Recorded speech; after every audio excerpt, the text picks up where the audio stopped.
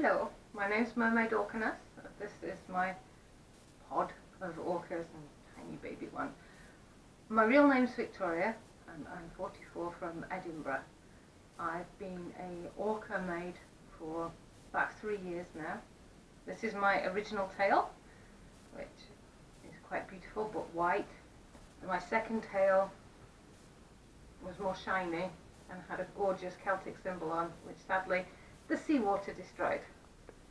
My third tail, and the one that I currently use, is this one, which has a proper orca pattern on it, which I don't think you can quite make out. There we go. And it has a proper monofin, a free-diving monofin, which I quite like.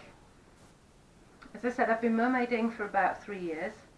As a plus-size woman, I've always had body confidence. And being a mermaid was quite daunting, however, because, well, there's one thing going out fully clothed, there's another thing jumping in the sea or a swimming pool with a mermaid tail on. It was a fellow mermaid, Lily Rose, who inspired me to do this. She was at the Deep Sea World in Edinburgh, and I said to her, I've always wanted to be a mermaid, but I'm too fat. And she said, no, mermaids come in all shapes and sizes. And that inspired me to get my first flappy tail. Mermaiding has encouraged my self-confidence a lot.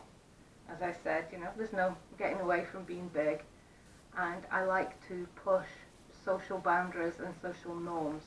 People see a fat girl coming into the swimming pool and they're all like, oh my god, and then I put on this tail and I become an elegant, beautiful, I'm beautiful already, mermaid. I can do tail flips, handstands, swirls in the water. My son described me as the Adele of the mermaid world. And I like to encourage people to embrace themselves for what and who they are.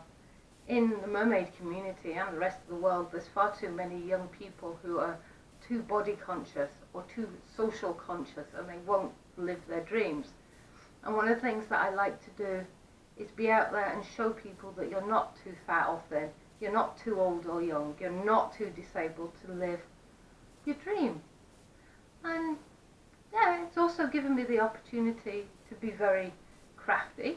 As you can see, I make my own orcas. I've given several of these away, so several of the UK Merpod own a Mermaid Orcanus pod member, and also Sid is an underwater slater. So it's encouraged me to be creative and imaginative and make friends and meet people.